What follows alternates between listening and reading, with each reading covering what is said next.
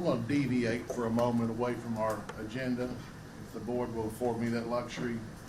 Next would be Superintendent Blatt and her department reports, but I'm pretty old school, as most of you all know me, and I believe if you are led to say something, that you need to say it. And that's just the way I was raised, and that's what I intend to do today. And I'm going to talk about two things real fast.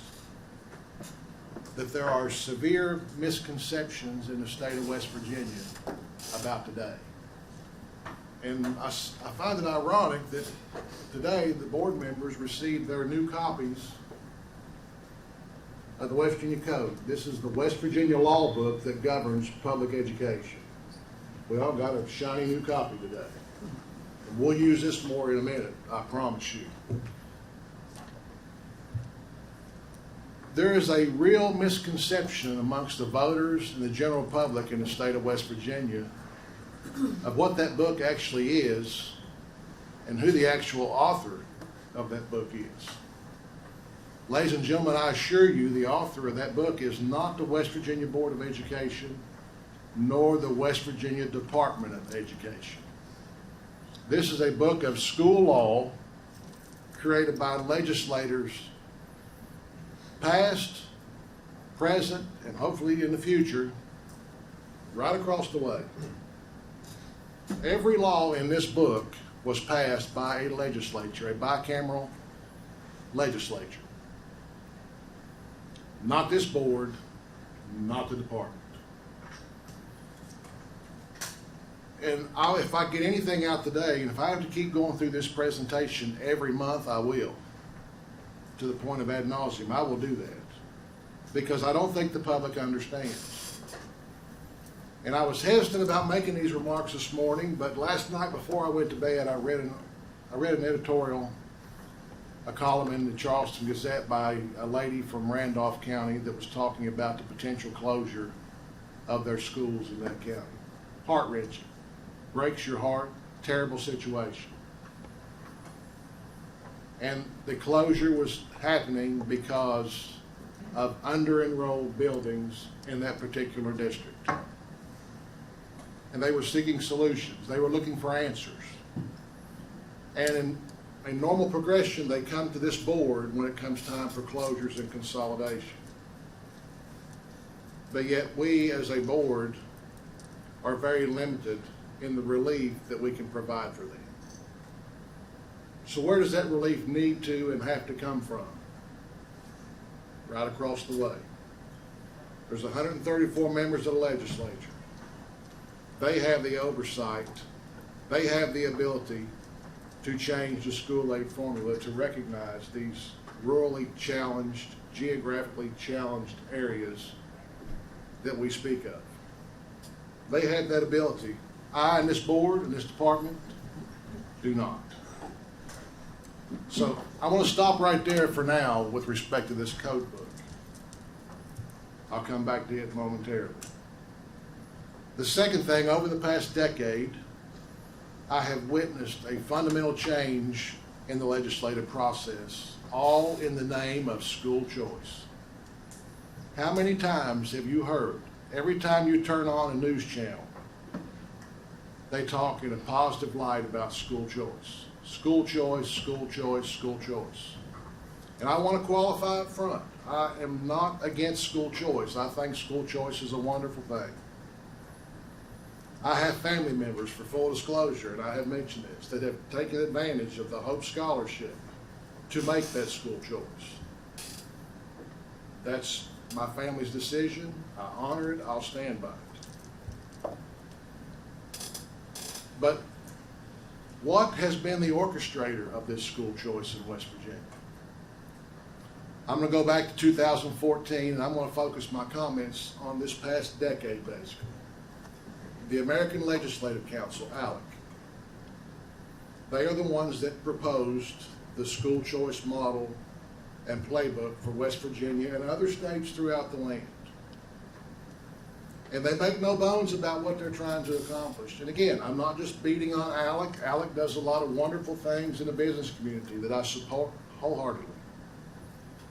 But on public education, I think they played a little heavy-handed, and they've got some unintended consequences from their actions. They make it perfectly clear, and you got to remember, this is a business community that's come together to create this playbook, and they feel like the only way that they can accomplish what they want to do is to decimate public education. And how do you do that? You do it financially. If you bankrupt the school system, change can occur. That's why you see this staggering decline in enrollment in West Virginia. In the past decade, we have lost over 35,000 students in public education, all in the name of school choice. And again, I understand the choice part. And the legislature has made a lot of changes to this book to incorporate the school choice model. They've made no changes to the funding cycle. They've made no changes to Chapter 18A, which causes a public school system to have to operate like a business, but operate like a business without the ability to effectively manage your workforce. No changes made there. So you see where I'm going with this. The financial instability of the system continues to grow and continues to grow and gets worse and worse. And I knew I was on the right track this morning. I woke up at 4 a.m., got a cup of coffee, clicked on Metro News, and I saw an article from the superintendent in Barber County who talked about he is facing school consolidation for the same reasoning being he has under-enrolled buildings. He can't meet his economies of scale, financial reasons. All because that's the way the school law of West Virginia has been designed to operate. No changes have been made. Nothing has been done to accommodate this hemorrhage in education loss. So this has been systematic. We've got a Hope Scholarship. And again, being perfectly honest and for full disclosure, I have family members who have children that utilize the Hope Scholarship. It's a good thing. But it has no guardrails. The cost has grown exponentially, out of control, and members of the legislature privately told me that, hey, this has gotten too big too fast and we can't control it. But they have no remedy. What else has Hope done? What Hope has done is taken our best and brightest and gave them other opportunities to go somewhere and seek other forms of education. And again, that's fair. But what has it left us in the public system? It's left us those children that are socially, economically, developmental. They have those disabilities. They have those challenges. It's left us the toughest to try to educate. And we'll take that challenge head on, but it's hard. And it's very expensive to provide the services for those children. You can see where I'm going with this. It's a hand that has been dealt to public education that I do not think is fair. And I'm sick and tired of legislators going, and when the community reaches out to you on Facebook, and you say, you know what, I go over there and take this issue on, I'm against consolidation. Well, your actions don't prove that. Your actions prove everything but that. It's not fair to do people that way. This is their livelihoods you're dealing with. Don't get on there and make idle comments on social media. If you come in front of this board, we're getting ready to take a snapshot of the second month enrollment. We're going to do that on Friday. We'll have the results in 3 weeks to see how many more children we have hemorrhaged from our enrollment numbers. And I think the number will be quite large. And then closures will start in respective counties, and they'll come before this board. And what is our charge here? To basically make sure that the county that's trying to stay solvent, that's doing the best they can, adhere to the policies and procedures in this book with regards to the closure process. That's all. Not to reign and have dominion over them and tell them they're wrong. We are to adhere and make sure they follow the process in this book of laws that they created. not me. I don't think the public understands how the game is played and how the hand has been dealt. But I hope today they learn. And I'm going to close with this. I believe a picture is worth 1,000 words. I don't want you to take my opinion on anything with regards to school choice. School choice, there's nothing wrong with it. But the choices have to be fair and equitable. Let's look at what is required of public education. This book here, the Code of West Virginia, all laws created by the legislature. This here is what we call the Green Book. Every year, there's about 200 to 250 bills introduced in the legislature. The ones that passed and become law are the Green Book. This is a template given to every county of what to expect and what to work from with the new laws. So here's the last 5 years' Green Books.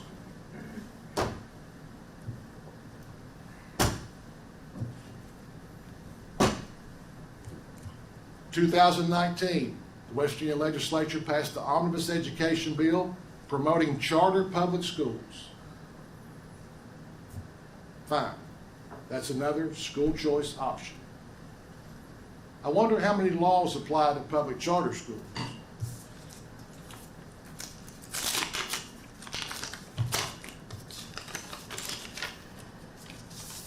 Ladies and gentlemen, all the laws that govern public charter schools can be found on 1.5 pages, this 8.5 by 11 sheet of paper.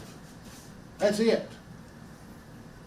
Now, public charter schools answer to her in the department, but guess what? They don't have to answer to this. They don't hire with this.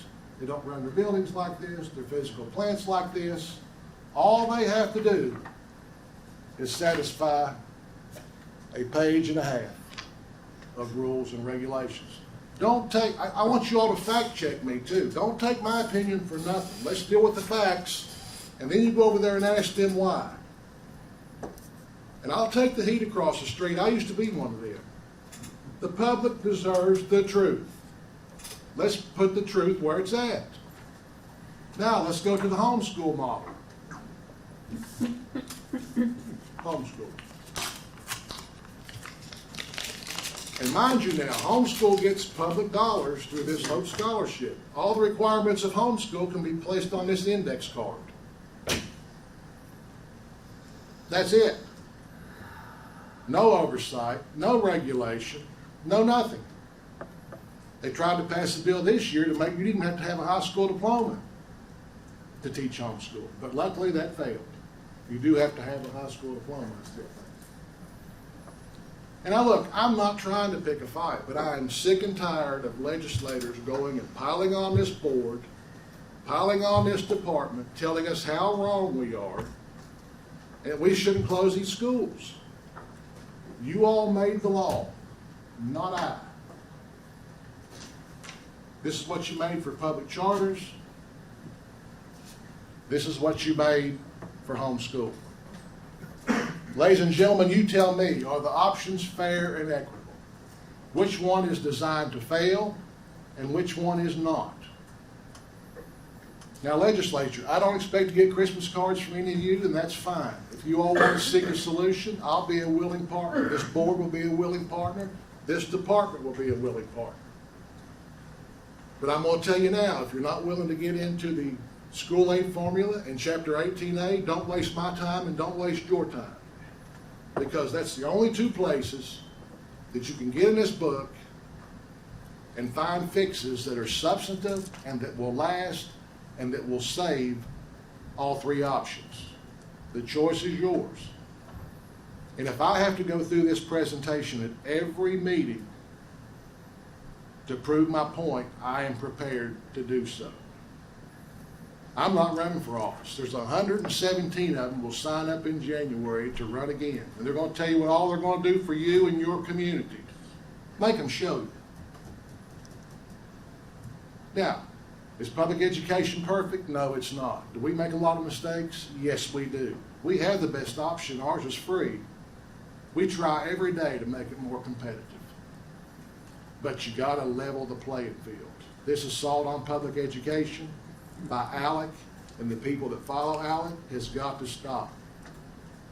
Go look at Project 2025. That's their latest initiative. Don't take my word for nothing. You fact check everything I said today. And if I've told you any falsehood, I'll apologize to you, but I don't think I have. I have given you the facts. The choice is up to you whether you accept the facts and want to do something about it or not. And I thank you for your time.